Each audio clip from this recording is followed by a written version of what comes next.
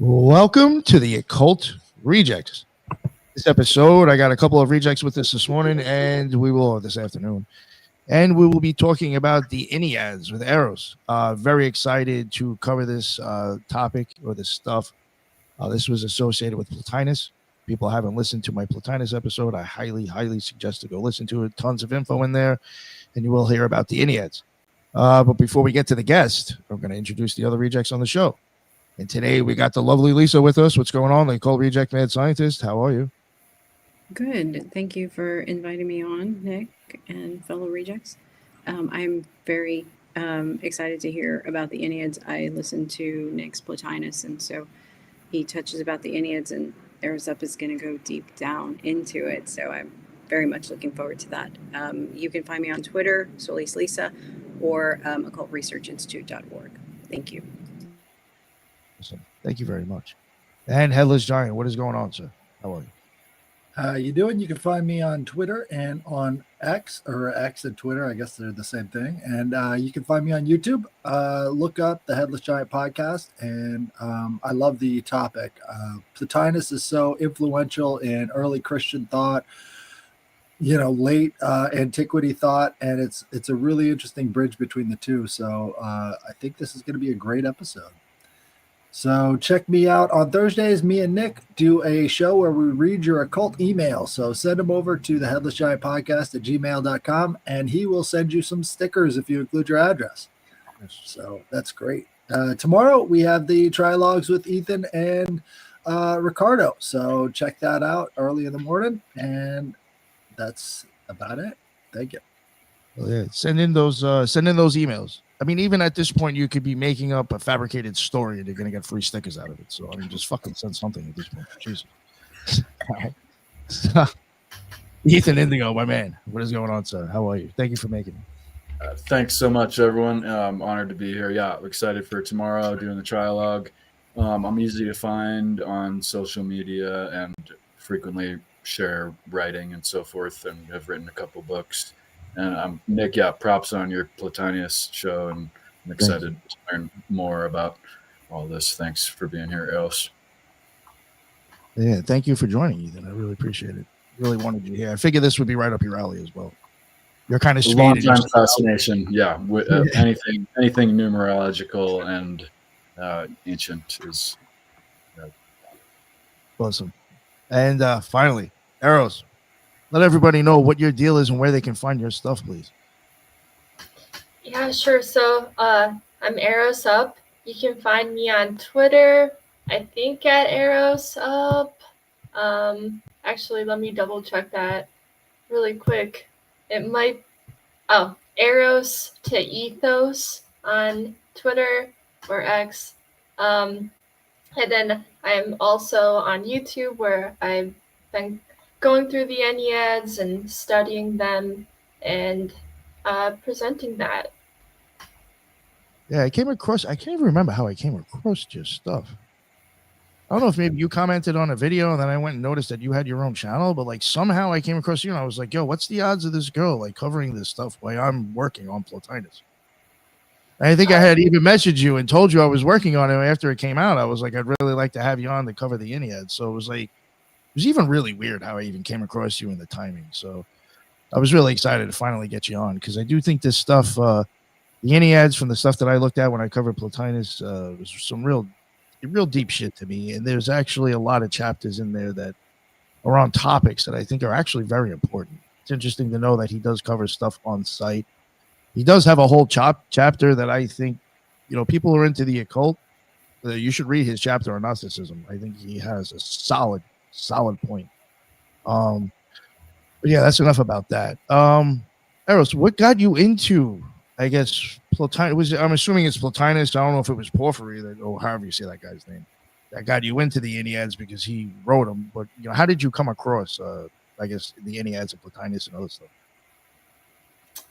A long journey, I guess. But what really, I would say initially, I was really into Dooism and tarot, and I practiced astrology And then I got into Thelema a little bit, and then just, I guess, weirdly Christian mysticism. And I think that Christian mysticism is really what brought me to Plotinus. And I also wanted to say that, yeah, I watch you guys religiously. Like, I've watched you guys for a long time. So I think I probably did comment on something, and that's probably, I think you're right, recalling those details. But yeah, I just wanted to thank you guys for continuously expanding my perception on things, and obviously the awesome guests that you have on as well. Thank you. Thank you. You know what I think it was? I think you commented on the premiere. Something about like you're excited for this. I was like, oh, somebody actually knows who this guy is. You know, so I went and clicked on your stuff. And I was like, oh, she covers the Enneads. That is wild. Yeah. Yeah. So you mentioned Thelema. I had no idea about that. Is that kind of where, I mean, that brought you to Plotinus in a sense as well, you were saying? Is he one of the saints? Plotinus? Yeah, he may not be. No, absolutely not. No. Yeah, that would be kind of funny. That would be actually hysterical if he became a Gnostic saint. Saint Augustine was very influenced by Plotinus, though. So, and he talked about that in some of his writings. But no, Plotinus is definitely not a saint. He probably would have been murdered by the Christians. Well, see, that was something you had interesting that you mentioned before, Thelema, and then you went straight into Christianity or Catholicism. Do you think there is? Do you think there is a? Do you think that's in Thelema? I think that there is a tie between Theurgy and Neoplatonism. So maybe in that way. I like that, how you explain that. That's interesting. Yeah. All right, so we'll get into it, I guess. I don't want to get too hung up on that, on Thelema and stuff. So yeah, what did you pick and why? To let people know what we're getting into here. Yeah, so I wanted to focus a bit on the tractate Are the Stars Causes. So that's Ennead 2, Tractate 3, I believe. And I think it just really showcases some of his depth that maybe a lot of us don't always get to see. So I'm really excited about that. And one thing I just wanted to add, maybe correct me if I'm wrong, just for people who are listening and may not have listened to the Plotinus episode, these were notes that were compiled by somebody else and put them into the Enneads, correct? Right, yep. Porphyry, his student, went through the Enneads, and he ordered them and published them. And if I even remember correctly, they put it in an order that was kind of like some people question, like, why'd you do it like that? But isn't there, I think, in one of his books, I think Porphyry actually lists like how if you wanted to do it in order, there is an order that you could do it in, but he just didn't put it out that way. Something like that, right? Yep, that's right. And I think, but I think in general, you can really read any tractate independently. Oh, yeah. There's 1,000 pages, so there must be a lot of something in there. All right, so here, I'll pull this up, and we got, sorry, what was this one again? On the Stars? Yeah, so, yep, Are the Stars Causes. So these are just some quotes from the Enneads to kind of give us a teleological view, and then also get us thinking about some of these ideas that we're going to be covering. So one thing I did want to just bring up real quick, or I could be wrong, because there's been a few people I've covered recently that felt this way.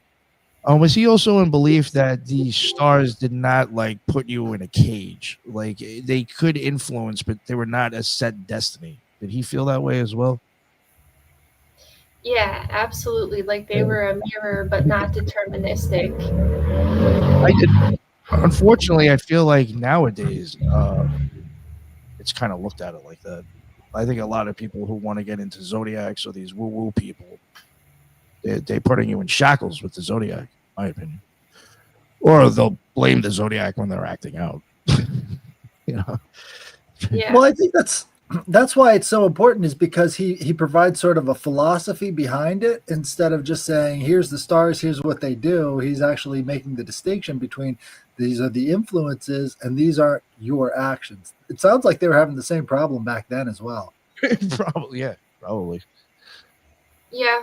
And I think it's a response to Plato's Timaeus, right? Because Plato did think of the planets as gods and of like having will themselves.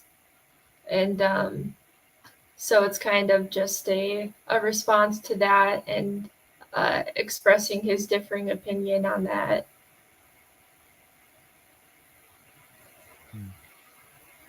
All right. So how did you would you just want to read through this and then we'll just talk on it, what we think and stuff? So, Yeah.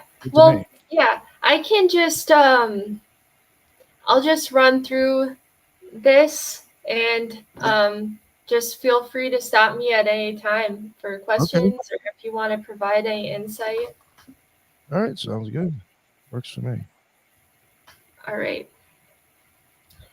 Bear with me through these quotes, but I think that they're important because they really show the nuance of the one, and then just kind of some of these other ideas that are going to follow up from it. So, okay.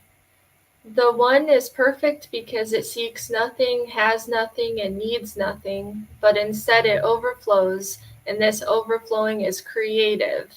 The one perfect and full generates from its own superabundance. I love that shit. Sorry to jump in already, but that was like totally Kabbalah right there. In my opinion. That's like Catholic. Well, I actually used that quote in my episode. That's how I love that quote. You know, I don't know much about the Kabbalah, so that's interesting. I was gonna say it's so Taoist. It's like almost directly in correspondence with the I Ching or some other similar work.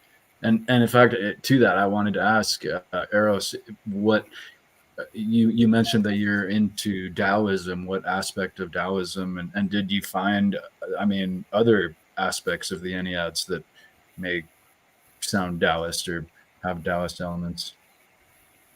Yeah, I feel very far removed from Taoism now. You know, I studied all of that, like, I don't know, close to 8-10 years ago. And so, you know, I only remember some of the big principles. I did a lot of Tai Chi back then. But the idea of kind of becoming one with the cosmos, I think that definitely aligns to Plotinus, like his ultimate teaching of returning to the one. It's a very similar idea because it's different than, you know, it's different than nirvana, so to say, I guess, if you were to compare Buddhism and Taoism. Are you familiar with the Eleatic school of philosophy with Zeno's paradox and all the rest of that stuff, like 500 BC in Greece? I'm not. Well, that sounds like where he's getting this from. On Nature, they talk about specifically how everything is an emanation from the one thing. And then they go through all of the gods and how that sort of relates back. And that sort of ethos you could see through Plato and, you know, all of his people. And then right up to the Neoplatonists. It's like this was the surviving thread that seems to come through in Kabbalah, Hermeticism, all that stuff.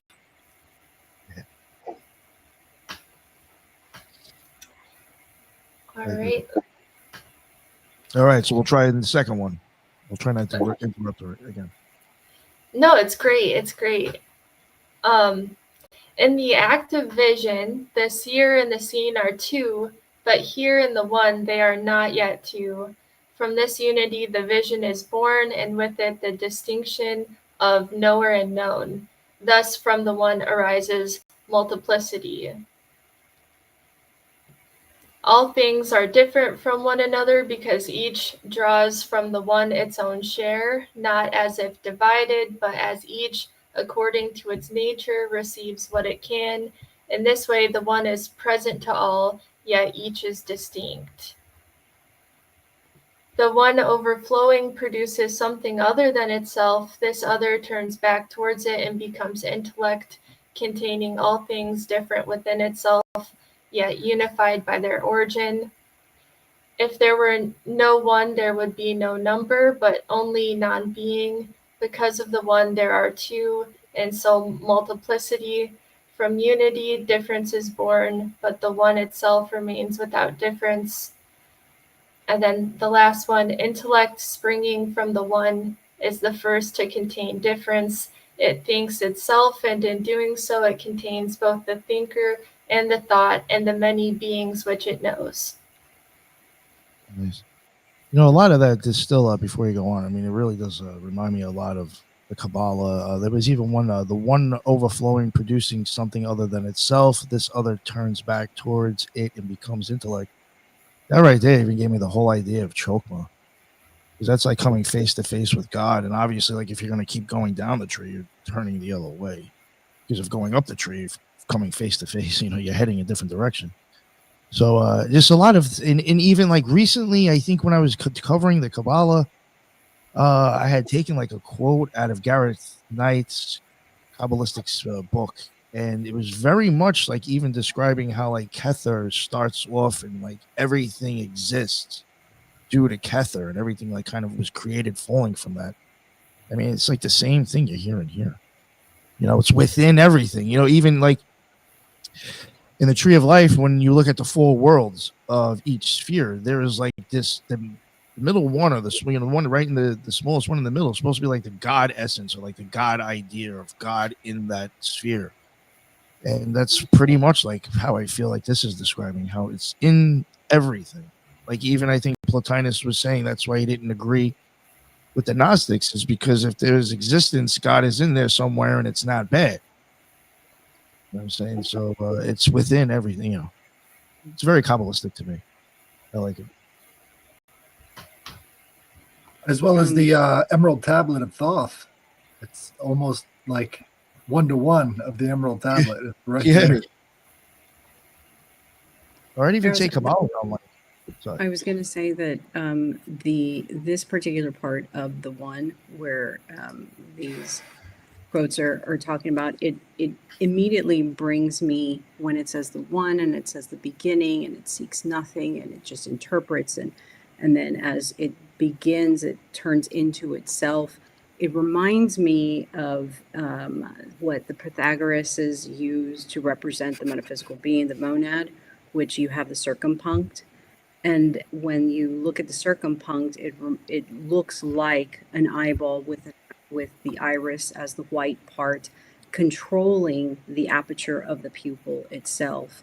And that is the representation or interpretation of reality. And as the pupil ingests the message of light or the message of the photons, it then turns into itself on the retina and then back into the actual optic nerve to interpret and begin the process of reality, or begin the interpretation of reality. And that is at the beginning, but it also is at the end. So it's like an actual circle, like coming back to. So it's, you know, the one, we came from the one, and then we will return back to the one.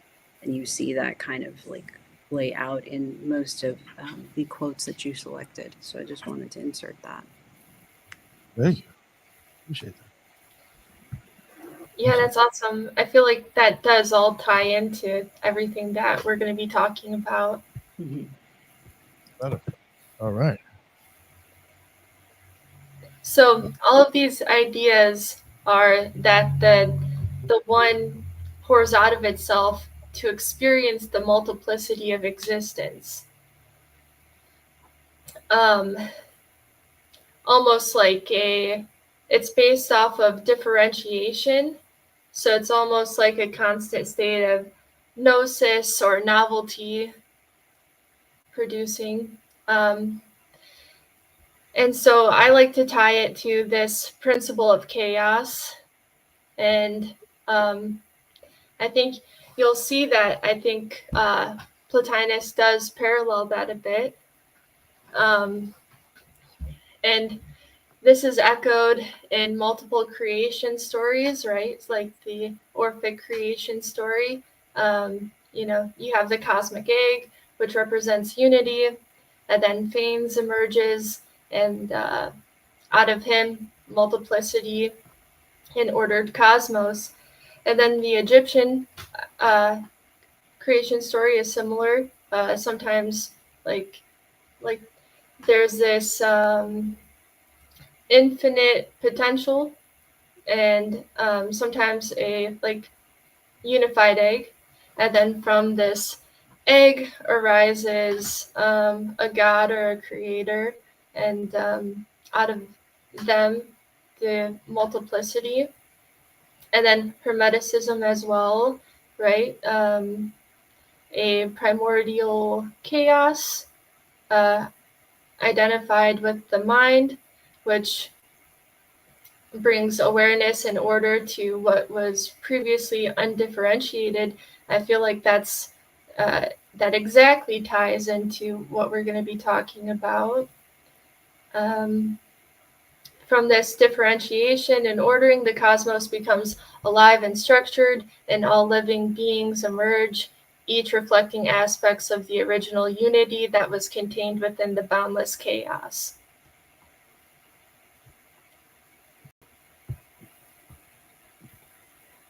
Okay.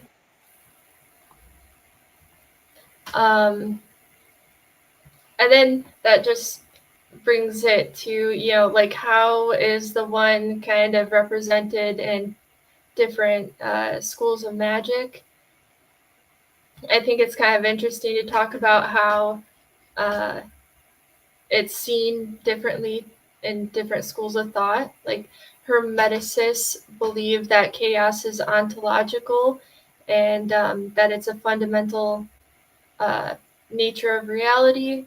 It serves as the substrate from which all order, form, and life emerge. The focus is on chaos as something to understand and align with, rather than something to manipulate. But for chaos magicians, they believe that this is like a primordial soup that can be shaped like a stem cell or a source of, creative potential. And what about the electron? Huh? What about the electron? So, for instance, if you think about photons, right, and the speed of light being the upward limit of the entire visible frame of reference, right? Back to what Lisa was saying about how the divine is sort of an emanation that can be reflected in the way that we perceive the world. And so the upward limit of light would be the, speed of light. And that sort of represents the God of this world, because they can't imagine a place outside of the speed of light. That's something that a lot of scientists have no idea what they're grappling with, but we do know that it exists. So it's almost like the spiritual realm exists outside of the light world that we live in. That's like the upward limit. That's Phanes, again, is the god of light. And so from that, all things are emanated. It's almost like they're describing physics at the same time that they're making these poetic illustrations. I can see that. Yeah, that's so interesting too, because Plotinus uses light as an analogy so often, right? Yeah, that Neil deGrasse guy, if I'm even saying his name right, he came out with he was saying some shit one time with his boy on some show, theorizing that the reason we can't go past the speed of light is because we're in the matrix. And then the program wouldn't be written, so that's why we can't go past it. Well, if photons and electrons are the same thing, their vibrations change Not the the same pattern. thing, So sorry. everything would be, well, you know, it's like the energy transfer from electron to photon is really easy. So there's something going on there. It's almost like that's the matrix of realities. All these little light particles vibrating together.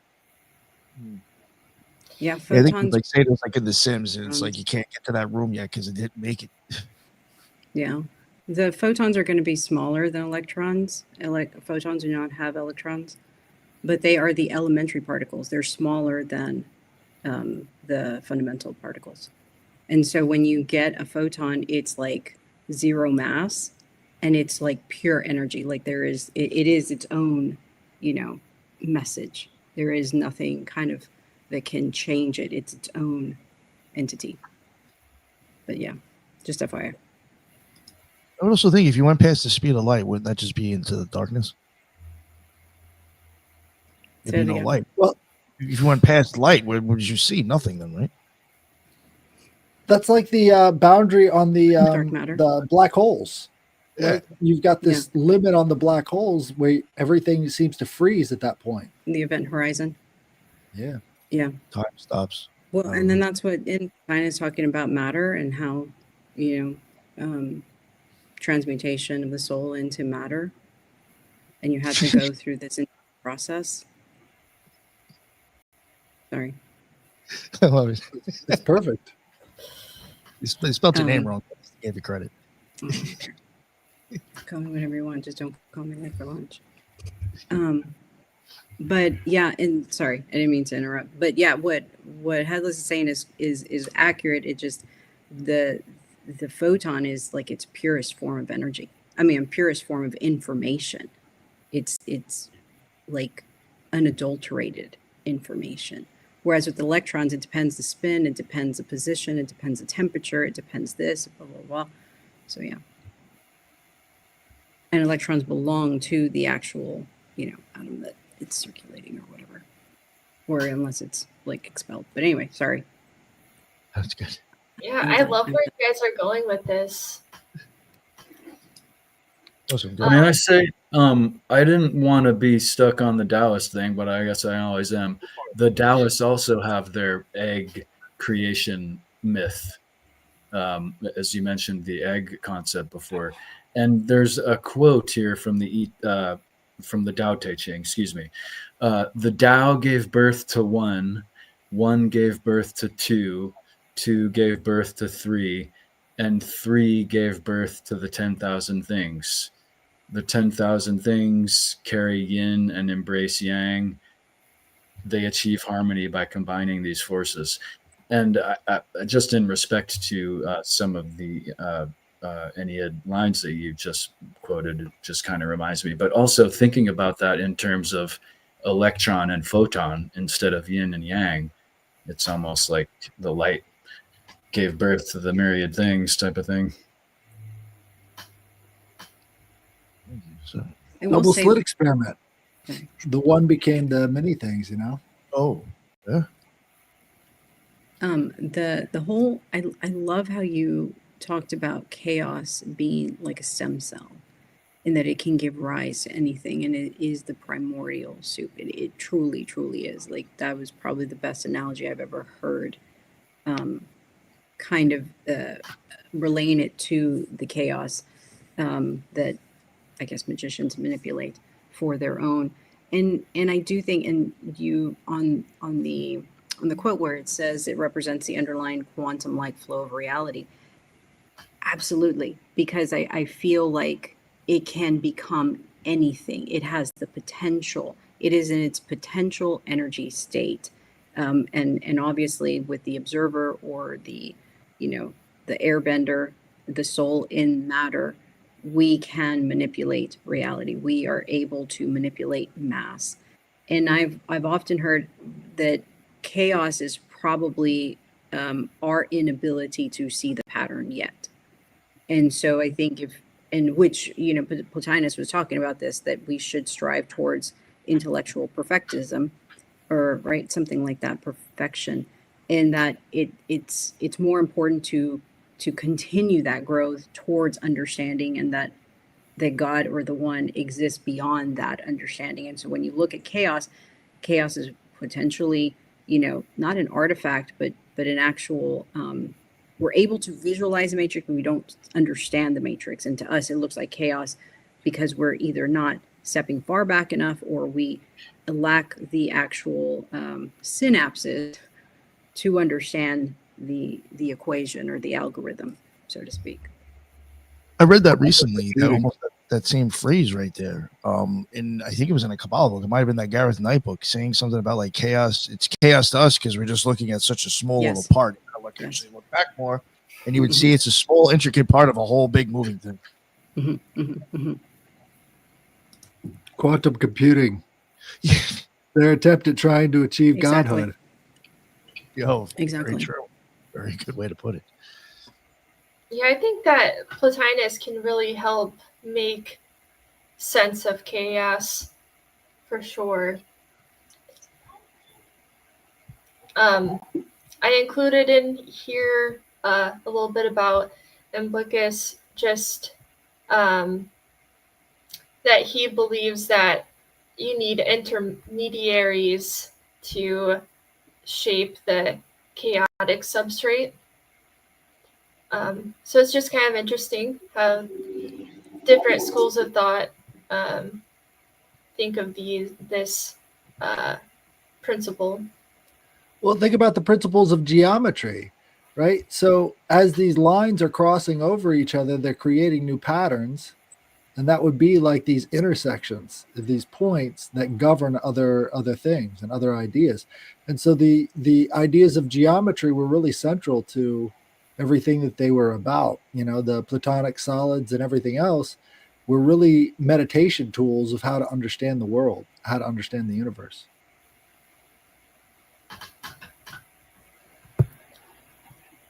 All right, so in Are the Stars Causes, he's responding, right, to Plato's Timaeus, and he's arguing that the planets aren't deterministic, they don't act in accordance with will, they follow intelligible order, and they reflect this order, but they aren't the actual cause of the things that happen. And he uses this analogy of the universe as a single living organism to illustrate the interconnectedness of all beings. He explains that everything that exists emanates from the one, like light from the sun, without diminishing its unity.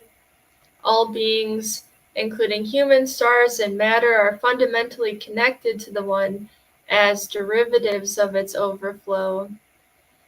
So it's like this idea that, right, like, and we'll get into it more in the other slides, but that there's the one, and then that multiplies into a seer and the seen.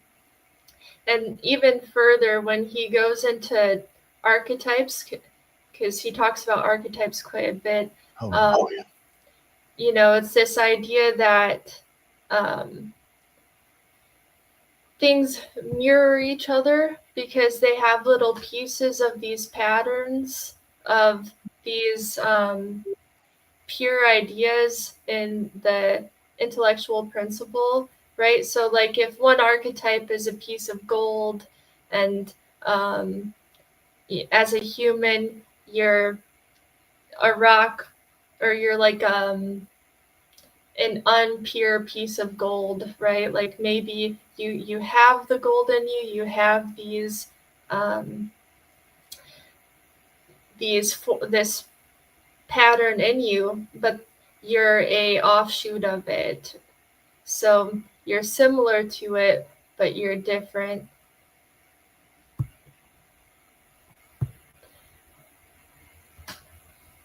Vibration and frequency. right? That's where those differences start to come in and have a geometric relationship to one another. I mean, again, I hate to even go back to like the Kabbalah with this, right? I guess maybe for people who are into the Kabbalah, they can see a really easy connection.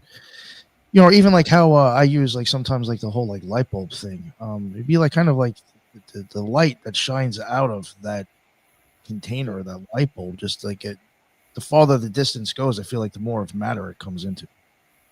Like it explains like how this one thing emanates and just eventually starts to turn into a more dense form as it goes along, I guess. Until it hits the wall and you have an image. Right. Time is a form of distance, right? So we're dealing with the time scale from, the Big Bang or whatever started everything. And as it moves along and outwards, you've got different emanations that come off of the path. Well said, sir. All right. So I have this quote from the tractate. He says, "We may think of the stars as letters perpetually being inscribed on the heavens or inscribed once for all, and yet moving as they pursue the other tasks allotted to them. Upon these main tasks will follow the quality of signifying, just as the one principle underlying any living unit enables us to reason from member to member, so that, for example, we may judge of character and even the perils and safeguards by indications in the eyes or in some other part of the body. If these parts of us are members of a whole, so are we. In different ways, the one law applies. All teams with symbol. The wise man is the man who in any one thing can read another, a process familiar to all of us and not a few examples of everyday experience. But what is the comprehensive principle of coordination? Establish this, and we have a reasonable basis for the divination, not only by stars, but also by birds and other animals, from which we derive guidance in our varied concerns." I guess I added this example. A certain planet's position coincides with a person's birth and character, or a bird's flight might coincide with an omen of what's coming.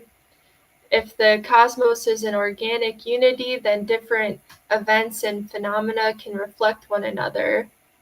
Stars don't cause human events, the birds don't cause omens. Instead, both are coordinated expressions of the same higher order.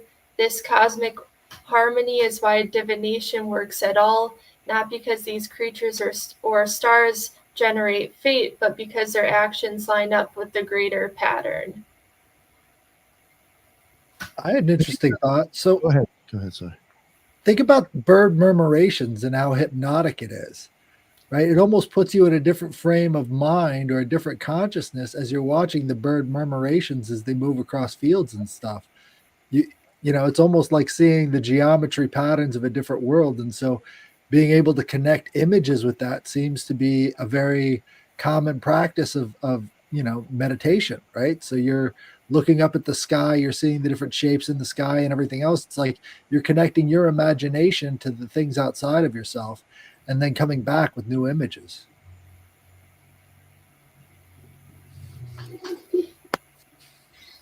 I do like how like this thing was putting it at the end, and I sometimes like I would even wonder like if this kind of almost applies to, it's a little off, but like even with like the true crime stuff when we covered with the I was Gematria. just about to say that exactly.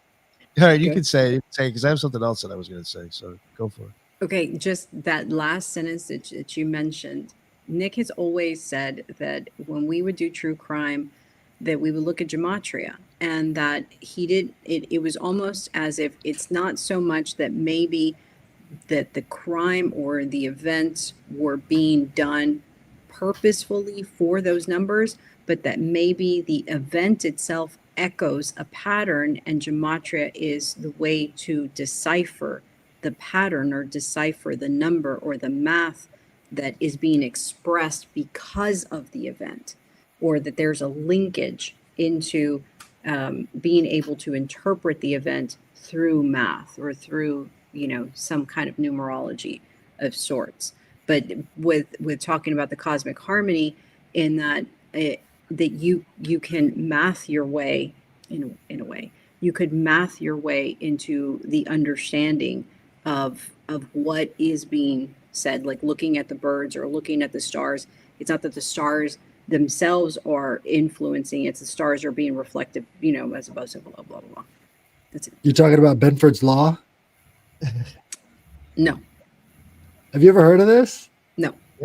So it's a tool the IRS uses to see who's committing fraud on their tax paperwork, because certain numbers have a certain mathematical frequency that happens in natural numbers versus unnatural numbers. People don't know about these frequencies, so they'll put the numbers in the wrong order or the wrong proportion, and you'll know that somebody's fooling with the numbers. So in a lot of ways, you've got a pattern to nature that goes along these basic principles. Like 1 is the most commonly used number in all of nature. So you've got to have a certain number of 1s in your thing to represent a more natural number. So it's kind of crazy how that works. That's interesting. I was even thinking of like when shit gets weird, like for conspiracy theorists, when everything starts to seem like shit just doesn't make any sense. And it just seems to be from everywhere. Sometimes I wonder, is that just like, are we witnessing something happening, but it just ripples through a bunch of shit? It just causes weird shit to happen. It just, I don't know. It's just like sometimes, like it seems like when weird shit pops off in politics and the rest of the world, it's just like a fucking huge shit comes at once, and like everywhere. Everybody's looking everywhere, and it's just weird shit everywhere. And it's just like, is there some sort of like egregore that just passed by humanity? I don't know.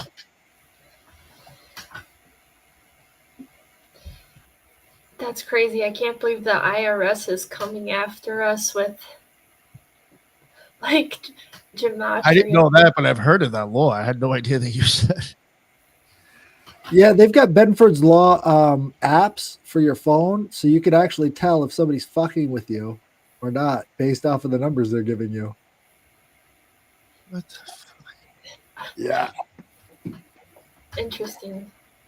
It's like ChatGPT for fraud.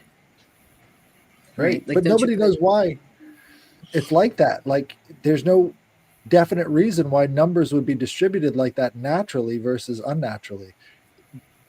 They can't really explain why that law exists, but it I does. think it's a signature. I think it's, kind of like with true crime, whoever is the orchestrator of the crime leaves a signature. Sorry, go ahead. All right. The comparison to the universe as one single organism is his idea of cosmic sympathy. All parts of the cosmos are interconnected like organs in the body, all part of a living whole. So it's kind of like this idea that we're all connected, right? Like if you have a body and your finger gets hurt, then the whole organism, like your whole self, responds to that, right? And he says all things must be enchained, and the sympathy and correspondence obtaining in any one closely knit organism must exist, first and most intensely in the all. There must be one principle constituting this unit of many forms of life and enclosing the several members within the unity, while at the same time, precisely as in each thing of detail, the parts too have each a definite function. So in the all, the higher all, each several member must have its own task.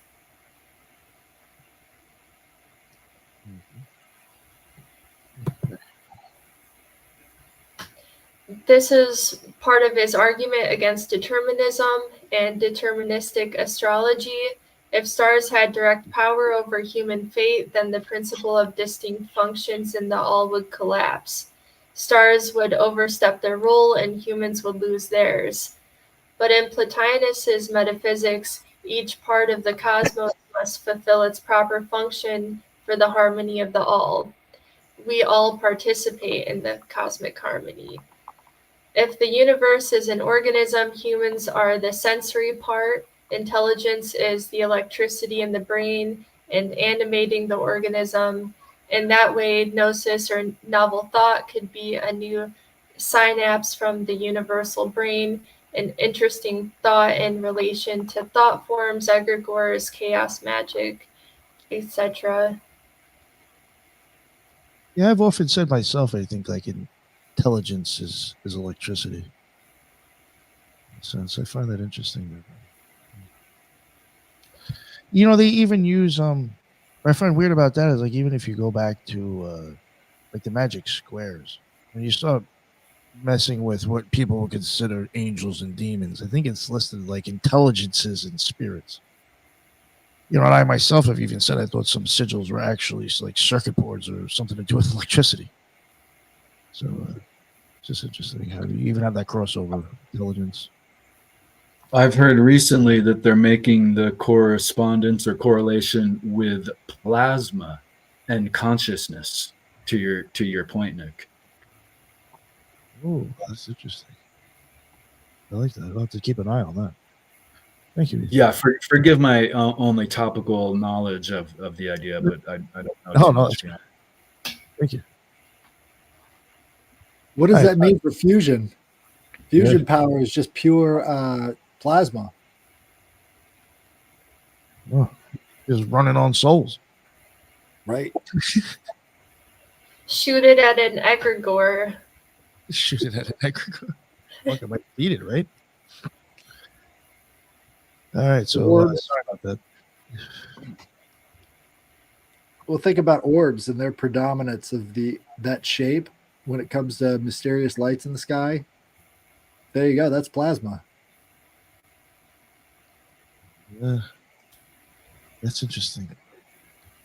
Because I still think there's something to do with the plasma in your blood. There's something to do with magical experience. You got magnetism. You got plasma. Yeah. And the development of our quality of our mitochondria leads to all kinds of changes, right? Which might be the juice in that.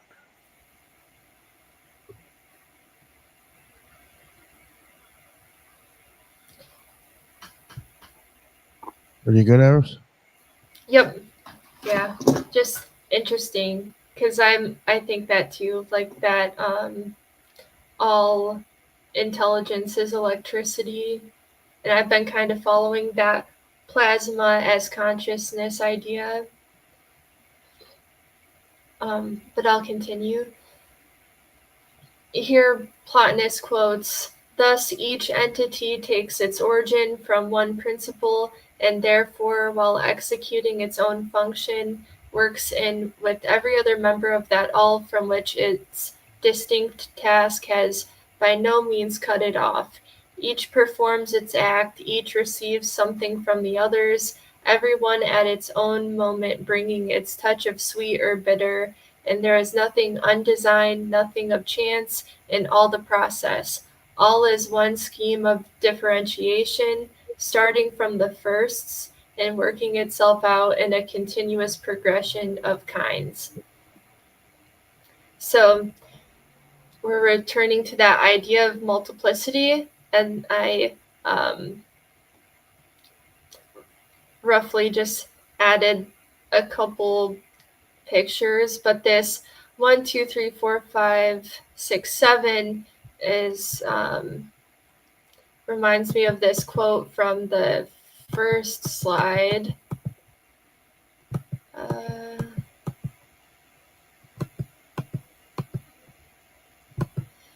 Where it says,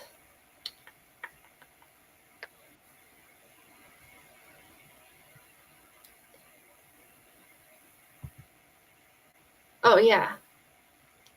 I thought I had a quote about numbers, but that's all right. Still, there's this. Oh yeah, right here. If there were no one, there would be no number. but only non-being. Because of the one, there are two, and so multiplicity. From unity, difference is born, but the one itself remains without difference.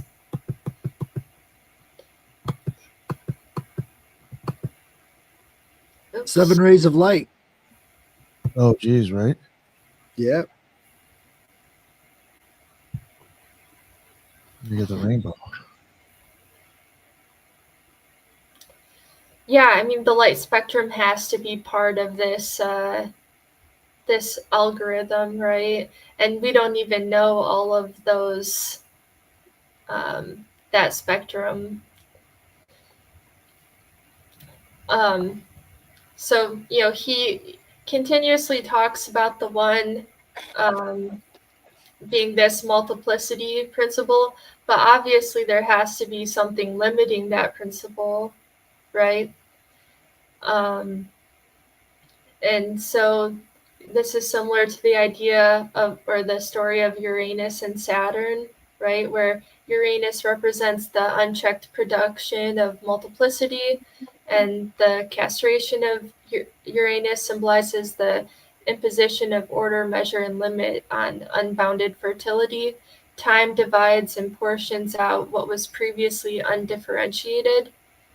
And undifferentiated also kind of means like without form, like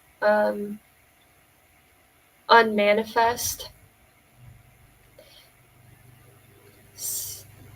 Well, think about Kronos and Uranus as being the photon, and then the speed of light limited by time.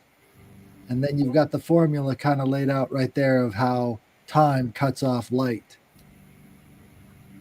You know, Uranus is the god of the sky, and that's where all of these light forms come from. Like, you know, so you've got these geometric principles sort of embedded right there in the mythology itself. That's why I love the theogony. If you guys haven't read the theogony, read it. It's short, but you get a lot of good ideas from that. The universal organism is not static. It's a living, pulsing hierarchy. For it to work, you need emanation, which is movement outward from the one. You need reversion. So, like this relationship between the one and what emanates from it, like recursively, you know, where they're tied together and experiencing each other. And you need limitation and form to shape the multiplicity at each level.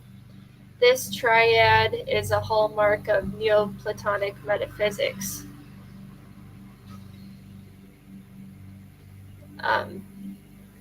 In his tractate on the intellectual beauty, Plotinus makes it to the Kronos myth. He says, the god fettered, as in the Kronos myth, to an unchanging identity leaves the ordering of this universe to his son Zeus, for it could not be in his character to neglect his rule within the divine sphere, and as those sated with the authentic beauty seek a lordship too recent and too poor for his might. Ignoring this lower world, Kronos, the intellectual principle, claims for himself his own father, Uranus, the absolute or one, with all the upward tending between them, and he counts all that tends to the inferior, beginning from his son, Zeus the all-soul, as ranking beneath him. Thus he holds a mid-position, determined on the one side by the differentiation implied in the severance from the very highest, and on the other by that which keeps him apart from the link between himself and the lower. He stands between a great father and an inferior son, but since that father is too lofty to be thought of under the name of beauty, the second god remains the primally beautiful.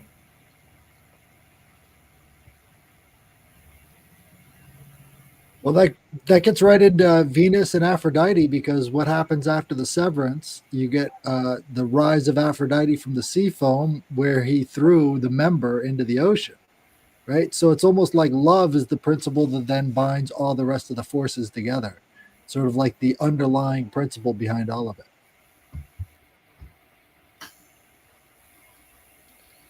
That cosmic sympathy, I guess.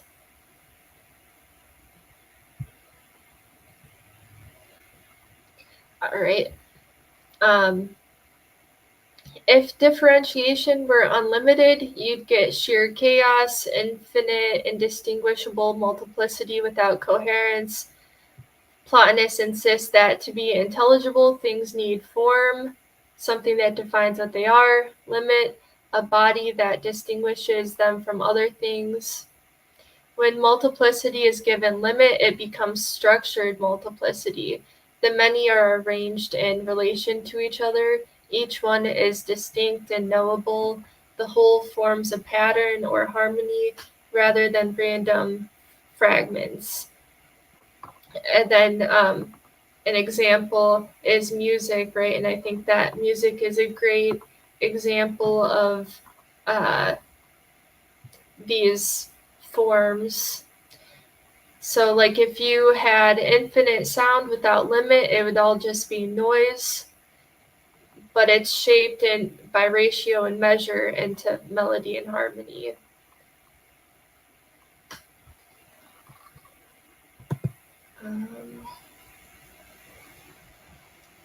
All right, and then Plotinus says, soul then, in the same way, is intent upon a task of its own. In everything it does, it counts as an independent source of motion. It may take a direct course, or it may, I might have misspelled that, divagate, but a lot, huh? Deviate, maybe you're supposed to say? I don't know. I don't know.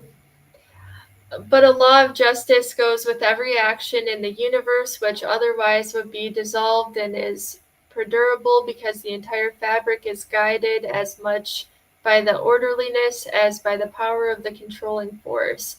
And in this order, the stars, as being no minor members of the heavenly system, are co-operators, contributing at once to its stately beauty and to its symbolic quality. Their symbolic power extends to the entire realm of sense, their efficacy only to what they patently do. For our part, nature keeps us upon the work of the soul as long as we are not wrecked in the multiplicity of the universe. I wish I had my book here next to me so I could just look up what that word was, but well. It's okay. So yeah, I like this because this just ties it all together. That there's this law of justice and that there is limitation. And I think that's what all this reality is about, is the limitation and being put in form. yeah, it seems like there can't be form without limitation. And I think, messing with magic or whatever they consider, what was it, hypnosis they would call it? I would think that would be unraveling those limitations, breaking those limitations. Back to Mercury again, right? So Mercury and Saturn are associated. You've got that same sort of thing going on here. Well, yeah, that reminds me too, because like if you start looking into Ian Blickus, he believes in like Hecate as a psychopomp that can traverse through like the world soul and the and Nous, and I think other trains of thought would definitely consider that to be Mercury, right? Well, they both have a similar psychopompic quality, but I think one is the projective, one is the receptive, and the three-headed goddess would be the receptive version. She's associated with dogs as well, so there's some sort of black dog association and snakes. So you've also got the keys, and in a lot of ways, if you think about Vaticus, the goddess who was on top of that mountain before they put the Vatican there, really has that same sort of quality as Hecate over in Greece, or Turkey, actually. So the two keys of the Vatican flag might be associated with some sort of a control of goddess worship. Just a thought. They only have two instead of three, right? Right.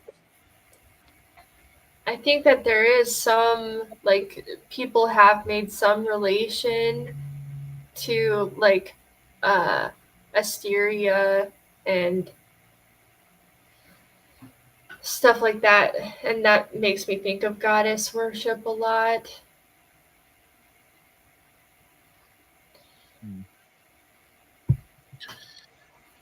Was They that had, sorry, go ahead, Yeah. Headless. No, go ahead. well, they had a lot of association with the daughter of Demeter. Well, yeah, daughter of Demeter when she was kidnapped by Hades, right? And so that idea goes back to Mesopotamia as well. They have this goddess going through the underworld, being stripped of different articles of clothing until she's finally at the center, and then she's got to rise again. So it's this springtime kind of Easter association. And then you've got Nergal, which is like the complete opposite of all of it. And he's like this bloody god who rises in the spring to wage war on all the rest of the tribes, because, you know, to them, spring is at a time of flourishing and everything else. That's war season. That's when you go over to your neighbors and you steal all of his stuff season. So it's kind of interesting how these different gods and goddesses and associations are really heavily into the culture, and you know, they still have a reflection of each other, though.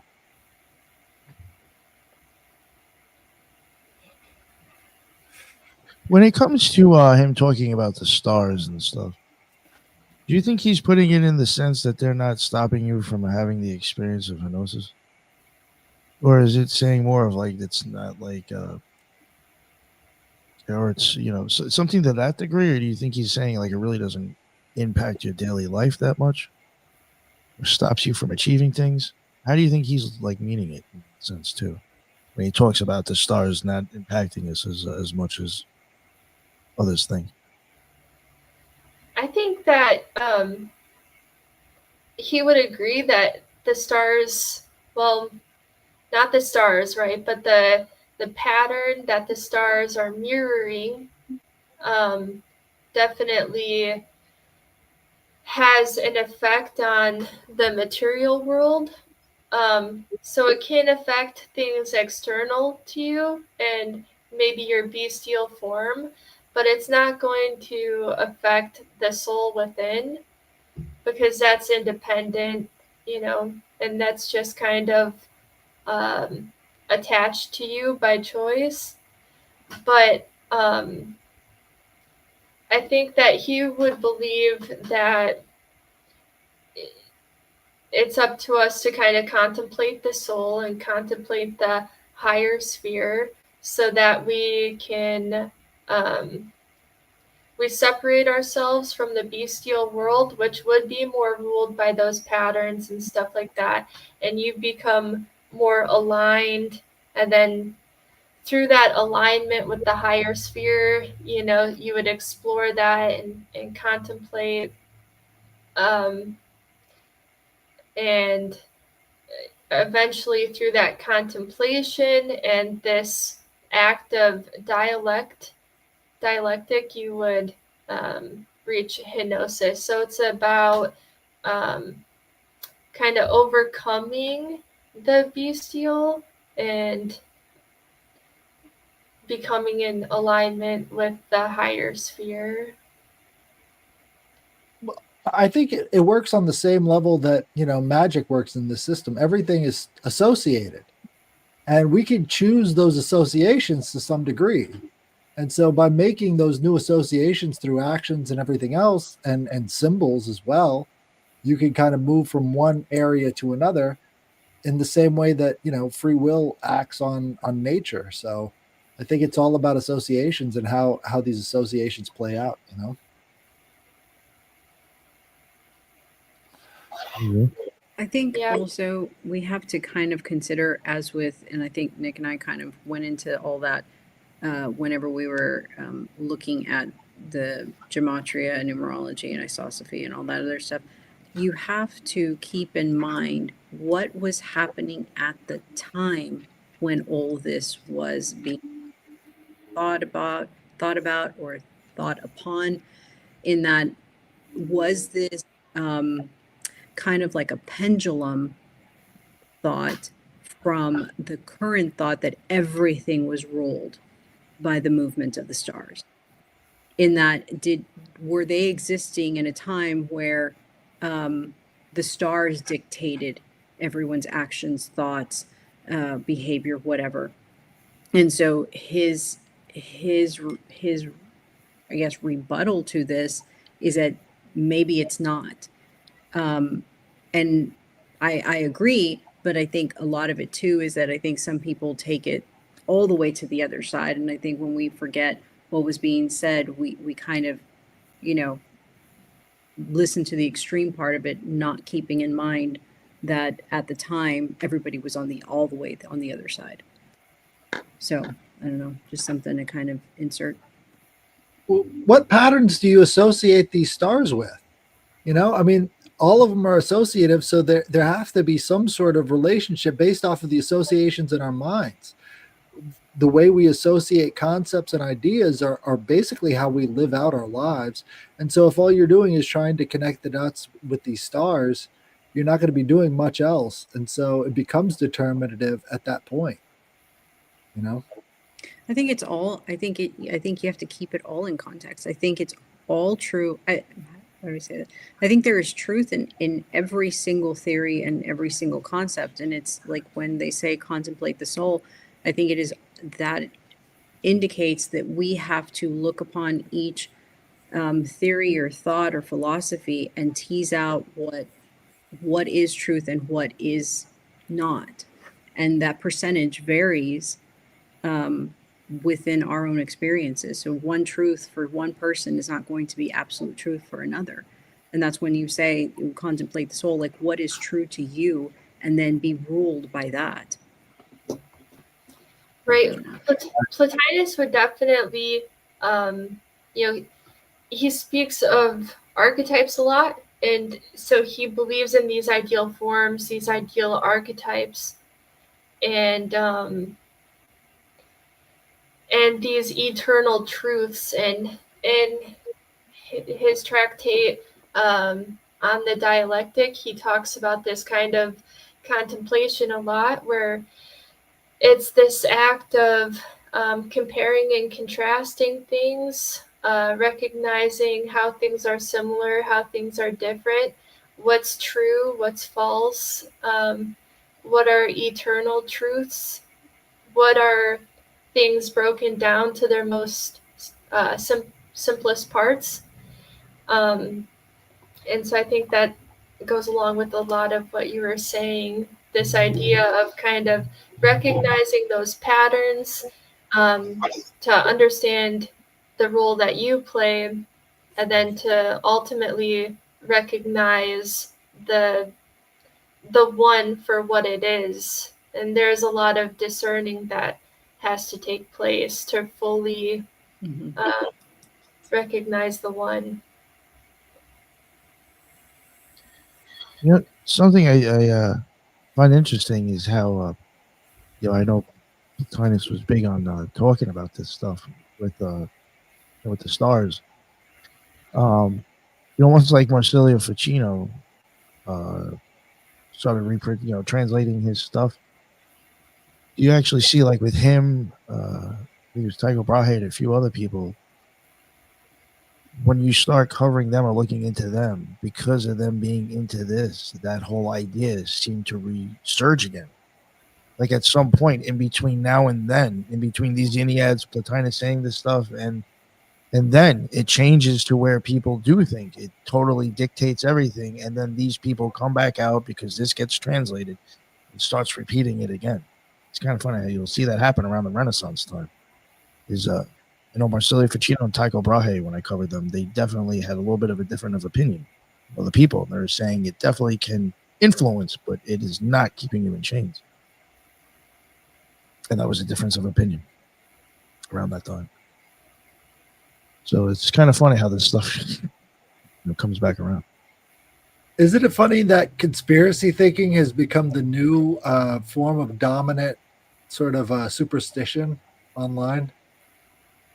Yeah. You know, some eras it's all about the stars, and other eras it's all about, you know, conspiracy. It's almost a frequency between the two. Yeah. And that's it. Like, it's interesting, even like what, I was thinking about that, kind of what Lisa was getting at. Is that like even just an outcome to pushing back on an idea that's just constantly being forced? You're just coming up with something different. Right. Yeah. I love Was there any, go ahead, Ethan. in that last sentence relative to what we're talking about. For our part, nature keeps us upon the work of the soul, which is like we're all doing our own mission. Maybe it's to be the best shoemaker 200 years ago, but it's all self-development internally also. And that last part, as long as we are not wrecked in the multiplicity of the universe, or maybe one could interpret that as, as long as we're not as long as we don't become obsessed with one idea or another into a detrimental pattern, because all these things, as Lisa, you said, there's truth in so many different things that sound divergent, but there's actually truth in them, and in the different planets and the different stars. So that idea of being wrecked in the multiplicity of the universe is just like wrecked by all these ideas, maybe. I would agree, and you know how like they say don't bind yourself to this earthly realm. Well, in essence, if you are governing yourselves by the planets, that's still binding yourself to the earthly realm, because Well said. you, I mean, it's what you see, and what you see is earthly. I don't know, but yeah. Yeah, absolutely. Plotinus definitely thinks of the planets as just like part of the, like, no different than trees or. Mm-hmm. I would agree. I would agree. And I would almost guess that maybe at the time when he was walking the streets, people did not think the planets were also governing the earthly realm. You know what I mean? No, that's not how I want to say it. That the planets were also part of keeping you tethered to the earthly realm by looking at the planets and saying that the planets had an influence. They think that they're trying to be metaphysical or, supernatural, but he still was trying to say, no, you're still being governed by this binding to the earth. Well, think about how important the stars would be to an agricultural or agrarian 100%, society. 100%, 100%, yeah. Yeah, well, and I think it's part of an important evolution anyway, because the patterns that they recognized in the stars, opened up the train of thought that would lead to a greater understanding of the universe. So a lot of things start that way. Yeah. I was thinking too with what Ethan last said about that last sentence. As long as we're not wrecked in the multiplicity of the universe, I just think of chaos again, because you don't know how it's going to overflow, and it's always going to be something different, some sort of differentiation. And we are unfortunately on the bottom of the totem pole. I mean, above rocks, I guess. But we're still, when it comes to like the intellectual sphere, we're at the bottom. So it's just that idea of like, it's going to continuously overflow into things that are different and new and novel, and you just don't know how that's going to affect you and affect the universe. So And Eros Up, that he kind of didn't he get into something, speaking of the intellectualism, in that some people are more aware than others, be based on how many times you've incarnations, right? In that some people are going to be much more hyper aware of the metaphysical or whatever, versus people that are brand new in terms of incarnations, or I forgot how he referred to it. And so when you think of, like, don't get wrecked by the multiplicity of the universe, everyone has their own measuring stick of what is real and what is metaphysical, right? And I'm saying metaphysical lightly, like, what is not, like, outside of reality. In that, based on what he was saying, some individuals are more hyper aware than others. And so you can't expect a person that is not aware of the metaphysical to have the same measuring stick that you do. And I think that when we look at the different truths, or how much is true in a theory or whatever, we also have to consider what measuring stick are we, like, what rubric are we using to gauge. And it's not going to be the same as, for me, as it is the next person or my neighbor or anything like that. And how they gauge it is not wrong. It's just how their soul is now, transversing this understanding of who it is and how it is and how it's evolving within that trajectory. I don't know. Yeah, Well, absolutely. think about the word logos, right? So in the Greek, it would be, the word is almost pure metaphysics. Like that's, the pure state of metaphysical matter. Because as you're speaking and discussing, you're almost creating these different ideas and thoughts in a creative sphere. So you've got a connection to the universe on a personal level with sound frequencies. So in some ways, you could see that we're on the bottom of heaven, but we're at the top of hell. And maybe we keep trying to crab bucket each other back down when we could be using our speech and everything else to edify and lift up. So there's an element of positivity there, I think. I think I heard somebody say, like, the Absolutely. best part of hell and the worst part of heaven. So that's where we're stuck in right now. We're the bacon layer and the BLT. Is that where we are? Yeah. He definitely talks about how, like, every part of the universe is working together to kind of elevate itself to a higher sphere, right? So that's pretty interesting. I forgot what else I was gonna say. One thing I did want to say about the planets, when I look at it in a Kabbalistic form, I kind of go back and look at it almost like the way I think Hellas said something earlier about frequency and vibration. I just look at it as like those planets are just different frequencies that or times of chaos, of change that we went through before we ended up in physical form. Or it's just representing that. Something like that. Like a starting a few point? different frequencies. Do you mean like we all have different starting points, kind of? Well, I think probably the same starting point, just maybe the different reflections of the different way, different frequencies that we all went through to end up into our own form that we are in a human. Yeah, I think probably be like, a certain, I'm just going to make it up like this, like a certain frequency between a certain number, but then all the little stuff in between is what makes us all a little separately different than the next one. But we all fall into this one certain frequency. Something like that. And you go through, like, again, like all that different shit that, might determine, I wouldn't say maybe a height, but like just certain things like that might kind of determine like how you ended up popping out. But yeah, it certainly seems so, right? Because if the bestial you can have tendencies that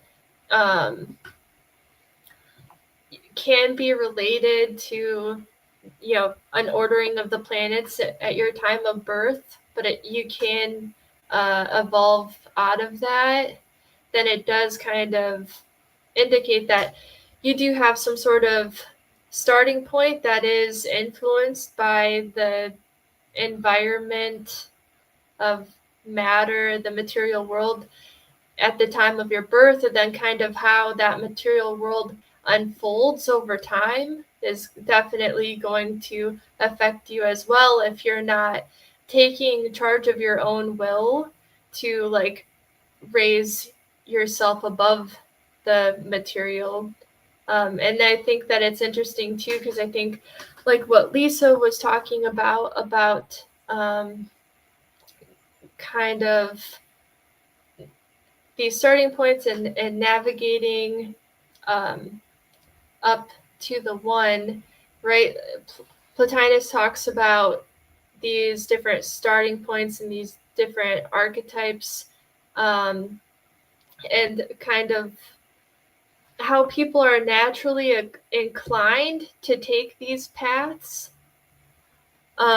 So, for example, if you are really drawn to aesthetics or music or something like that, like compositions of beauty, then you might recognize these patterns and through those types of things, right? And then through reflecting on those patterns of aesthetics or musical composition, that can lead you to deeper contemplation, and then to the one. Or if you are just naturally born like more virtuous, and more of a metaphysician, then it's more of a direct path.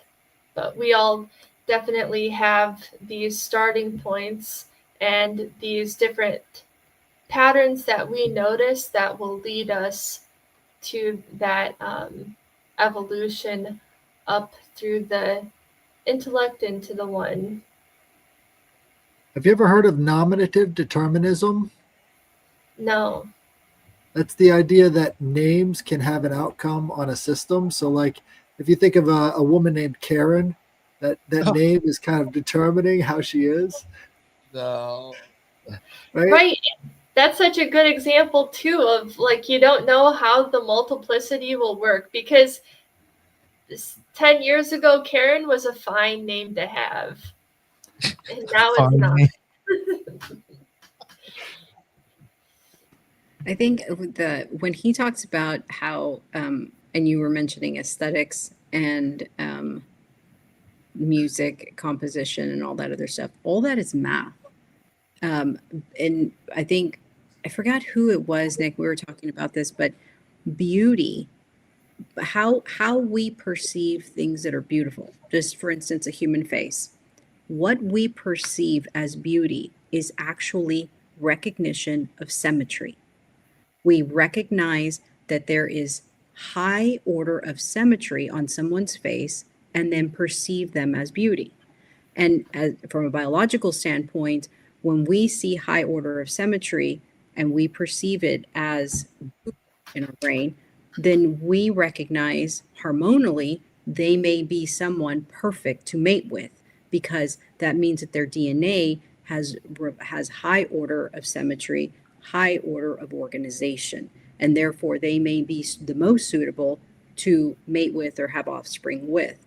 And so when we think about high order symmetry, we start thinking about the Fibonacci sequence, about the golden ratio, about pi, and all these other higher order mathematical concepts. And when we get into some of these philosophers that talk about the one or the source, they are in relation to symmetry and mathematics. And there are many of them that believe that you can math your way to God.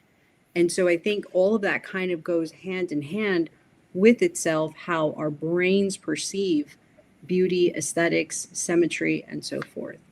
So I don't know. And the soul is usually inclined towards symmetry, whether it's music, composition, literature, or anything like that, because that is, I think, part of a reflection of the soul realizing the math towards source. Mm-hmm. Yeah, Plotinus does talk about how the metaphysician has to become adept at mathematics. And I think that recognizing beauty is like recognizing these patterns of order in this cosmic harmony. Yeah, symmetry for sure too. It's a really good point. Well said. Is there anything else anybody wanted to do? Oh, do you have more slides? Well, I don't know. Oh, okay. I thought you did. My bad. it kind of was it Marcus Aurelius that focused on the good, the true, and the beautiful. Oh, Right, he was almost making a metaphysical statement, and everybody just sort of took it as like a moral statement. But like these are ways of seeing the world that exist outside of what we know of those words. You know, there's something different and something deeper to that concept, and I think that's probably why the Stoics were so interesting to everybody, because they kind of went along that same pathway of Hermetic thinking, or Neoplatonic thinking. Yeah, that beauty, or that idea of Eros, right? It's almost like this drive towards the one. It's like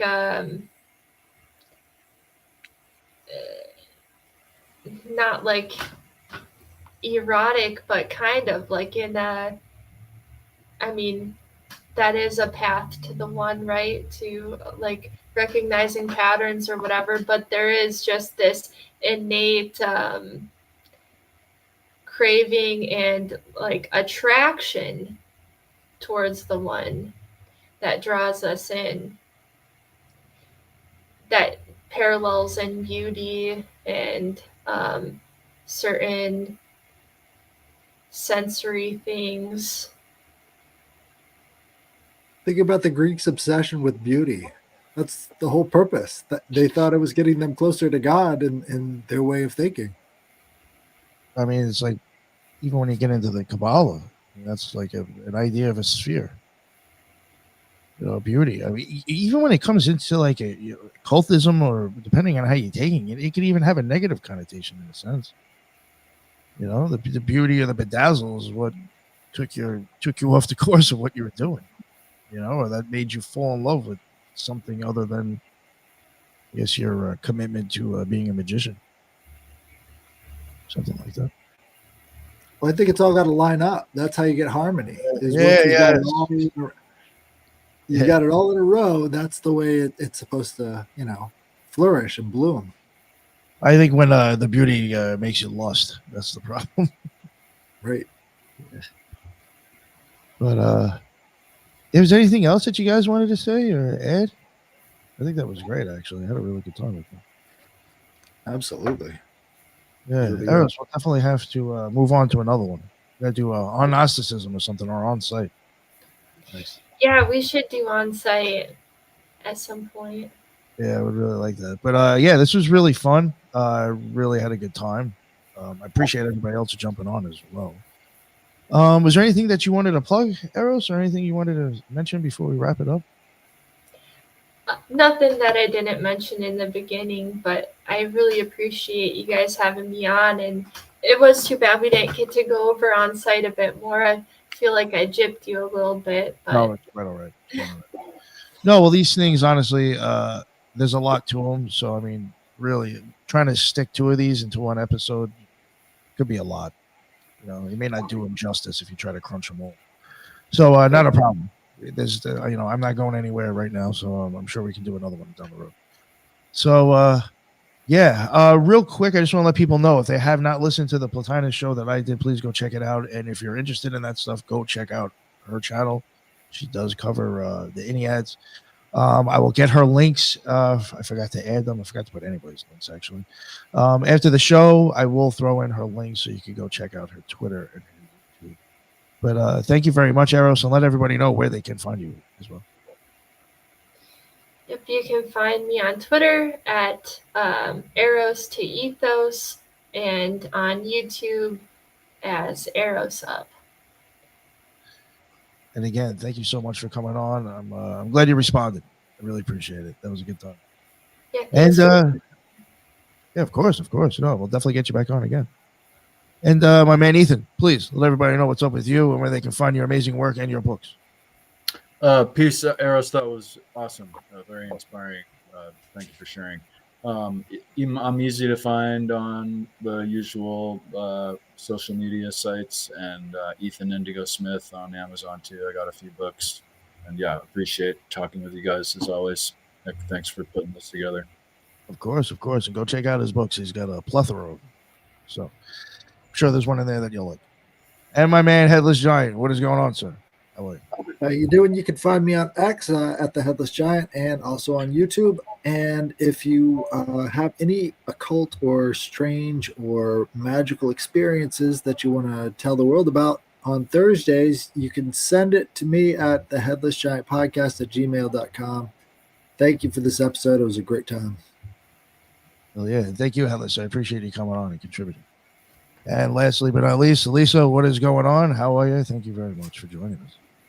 Thank you, Nick. Thank you for inviting me on. Fellow Rejects, always great to chop it up with you. Eros Up, you did amazing. I really, really liked your presentation. And definitely, I think with this topic, I think it was good to concentrate on just this itself, because you could deep dive into some of the other stuff way more, and we would probably not do it a disservice. We would do it a disservice if we were just kind of picking and choosing. I think like actually going concentrating on this is really good. I love that you picked the specific ones to talk about. It hit on so many different episodes that Nick has covered recently. So, and then of course Nick's amazing Plotinus. So thank you so much. Just the only thing to plug is Solis Lisa on Twitter, and please check out the Occult Research Institute.org, where some of the rejects, like Ethan and Headless as well, has contributed to some projects literarily, and checks out there, occultresearchinstitute.org. Thank you. Thank you very much, Lisa. I appreciate it. I'm glad you made it. I appreciate your contribution. And again, Eros, I really appreciate you coming on. I had a really good time. I needed that. It was really something that I wanted to talk about. I was looking forward to it, and it was a good way to start off my Saturday. So I appreciate it. And we'll definitely do this again. Thank you everybody in the chat. I really appreciate everybody here. There was a lot of people here from the beginning to the end, and that's what's up, and that's why I go live. And glad everybody enjoyed it. And until the next one, everybody be well.